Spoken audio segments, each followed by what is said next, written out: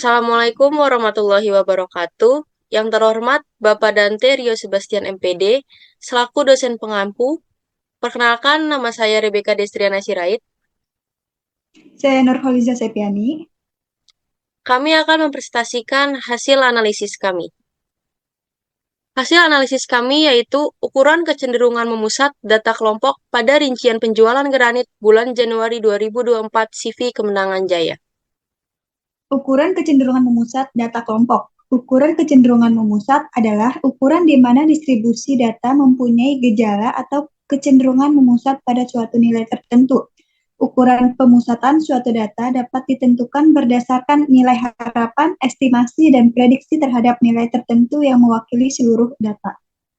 Ukuran pemusatan data terdiri dari mean atau rata-rata, median, modus, kuartil, dan persentil. Berikut tabel data rincian penjualan bulan Januari 2024 yang didapatkan oleh CV Kemenangan Jaya Cabang Jakarta. Nah, di sini tabelnya nama persediaan kategori barang, tanggalnya dari tanggal 1 Januari hingga 31 Januari, terdapat kuantitasnya, jumlah keseluruhannya 17.709. Membuat distribusi frekuensi dari data rincian penjualan granit. Distribusi frekuensi merupakan penyusunan data menurut besar kecilnya dalam beberapa kelas tertentu. Melalui distribusi frekuensi, data akan dikelompokkan ke dalam beberapa golongan dengan menerapkan aturan tertentu. Yang pertama, mengurutkan dari data yang terkecil hingga terbesar. Yang kedua itu menentukan range atau jangkauan. Pada tabel tersebut sudah diurutkan dari kuantitas terkecil hingga terbesar. Untuk menentukan range atau jangkauan dengan rumus R sama dengan data tertinggi dikurangi data terendah. Data tertingginya itu ada 1302, sementara data terendahnya 217. Jadi jangkauannya itu 1085.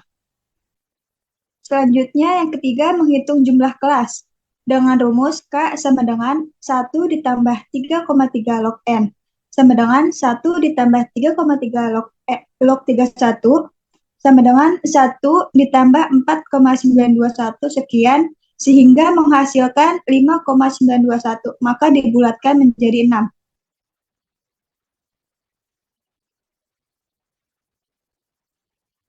Berikutnya menentukan panjang interval kelas dengan rumus P sama dengan R per K.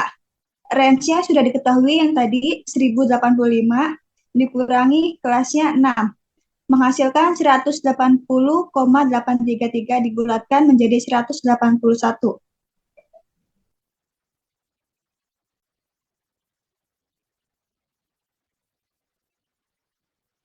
Selanjutnya menghitung batas panjang kelas interval dengan rumus DK ditambah panjang kelas dikurang 1.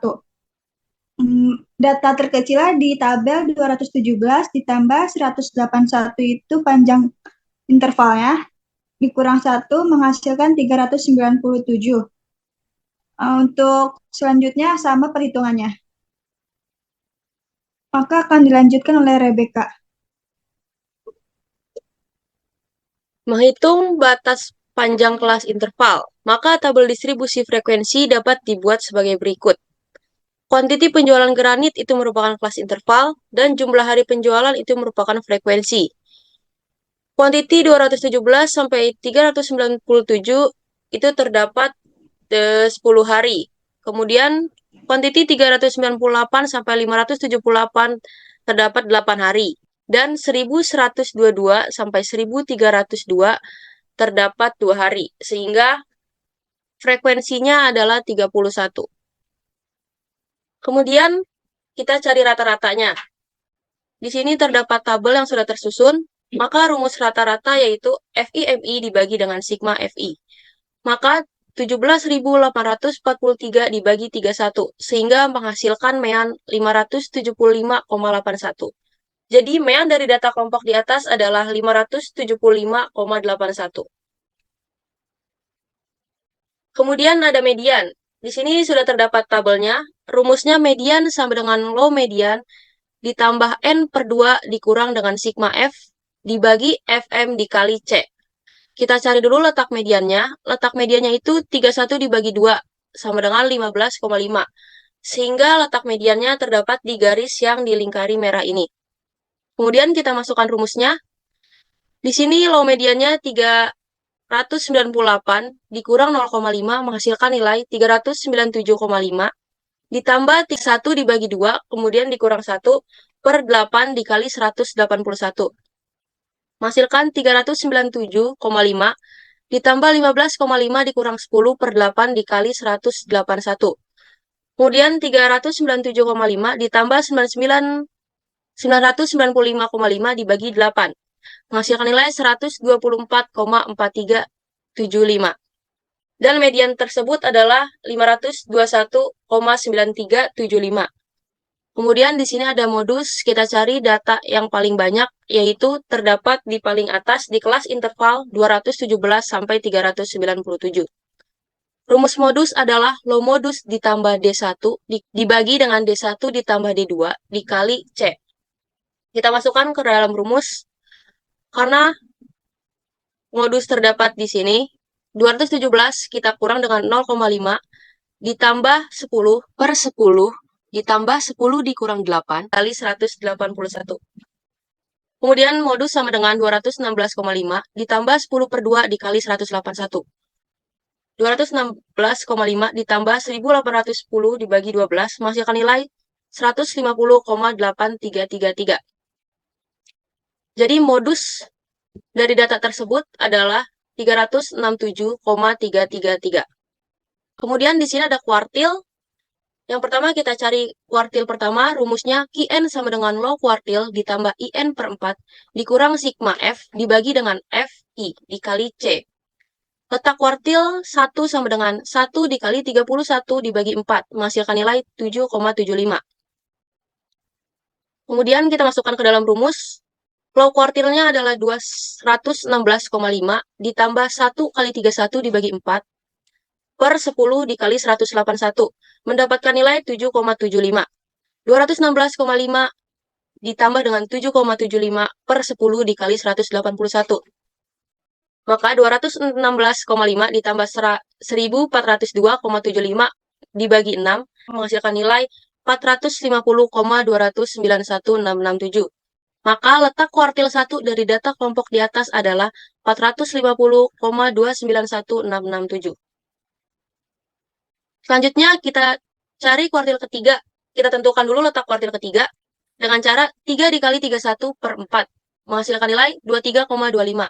Maka letak kuartil 3 terdapat di garis merah yang kuartil 3. Lalu kita masukkan rumusnya, yaitu 578,5 ditambah 3 kali 31 per 4 dikurang 18 per 6 dikali 181 menghasilkan nilai 950,25. 950,25 dibagi 6 sama dengan 158,375.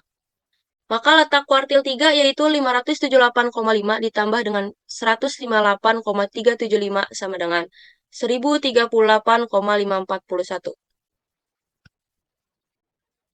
Kemudian di sini ada persentil. Rumus persentil yaitu low persentil ditambah IN per 100 dikurang dengan sigma F dibagi FP dikali C.